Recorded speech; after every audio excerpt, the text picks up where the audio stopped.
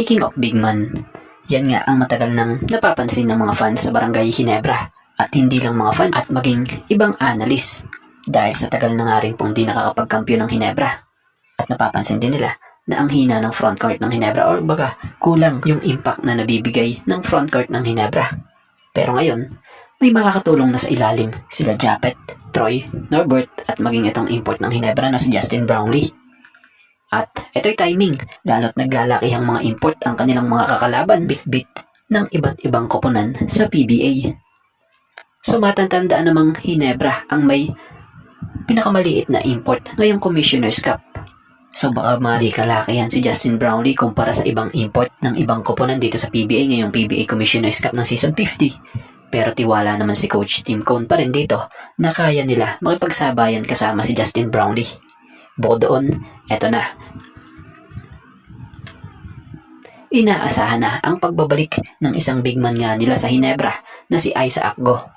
Matatanda ang si Isaac Go ay taon din nang hindi makapaglaro sa Ginebra dahil sa pagpapagaling ng naging ACL injury na to. Pero ngayon, ang mahalaga, goods na at okay na talaga siya.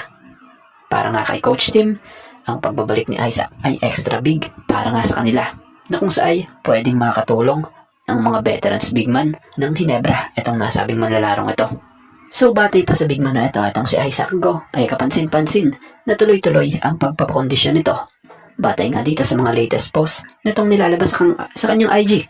Bukod doon, nakakasama na rin siya ng Ginebra teammates niya sa mga ensayo.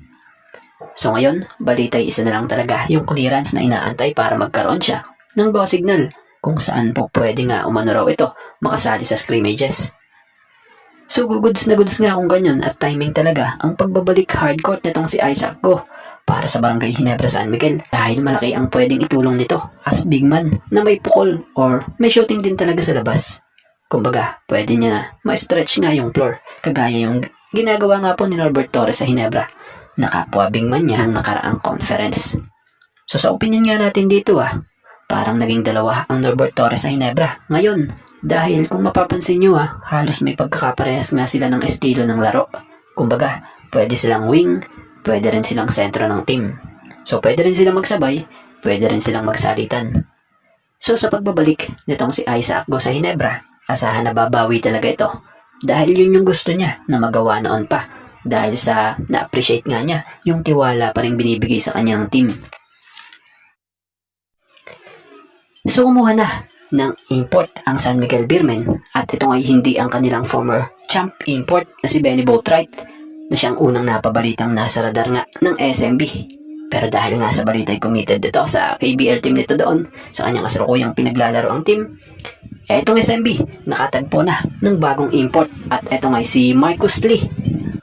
Siya nga ay import na napili ng San Miguel Beermen para sa Season 50 ng PBA Commissioner's Cup.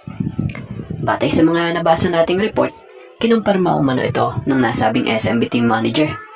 At balita pa sa report on the way na raw itong si Lee papunta sa Manila at very soon lalahok na sa team ito. Sa mga hindi familiar nga po kay Marcus Lee, pinanganak ito September 14, 1994. So may edad ito na 31, American professional basketball player. At batay sa Wikipedia, may taas itong 6'11". Isa nga siyang panentro sa team or pwede ring wing, depende yan sa koponan. Kilala ito bilang malakas na rebounder at rim protector. He played Kentucky and California in college bago ito napadpad sa paglalaro sa iba't ibang bansa para ipagpatuloy ang karir niya. So si Marcus Lee nga, nakapaglaro ito sa iba't ibang liga sa magkakaibang bansa gaya sa Italy, Turkey, Puerto Rico at Australia sa NBL. Siya nga po pala, nakapaglaro din ito dati noon sa NBA G League.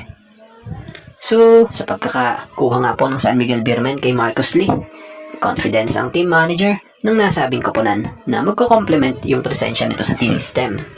At matutulungan nitong mapataas ang level ng laro nila para sa tinatarget nga nilang kampyonato. So, ano masasabi nyo sa napaka-energetic na SMB import na ito ngayong PBA Season 50 ng Commissioner's Cup? Palag na ba sa mga katunggaling imports sa iba't ibang koponan dito sa PBA?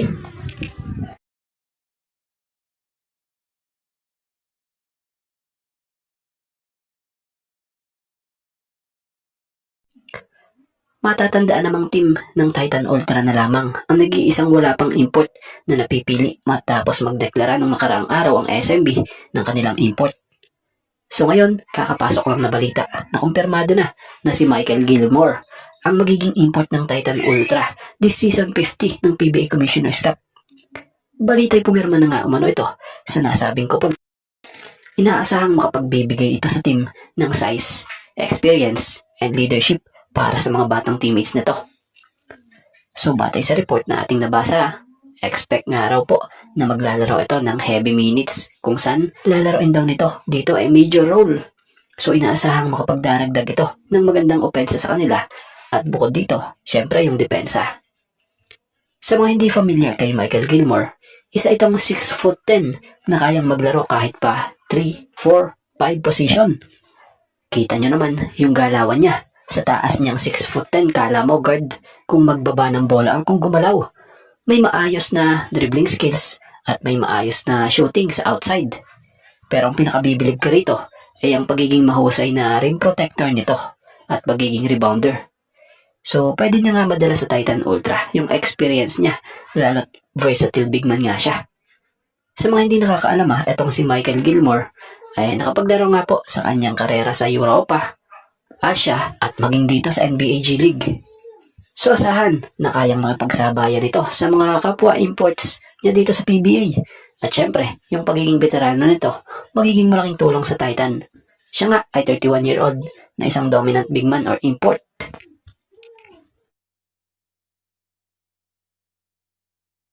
At bago nga ang lahat, baka naman po pwedeng makahingi ng isang subscription para sa ating channel or pakifollow na rin po kung nagustuhan nyo ang ating mga basketball update. At kung ito na may makakabigat para sa inyo, kahit isang like and share na lamang po. Maraming salamat po.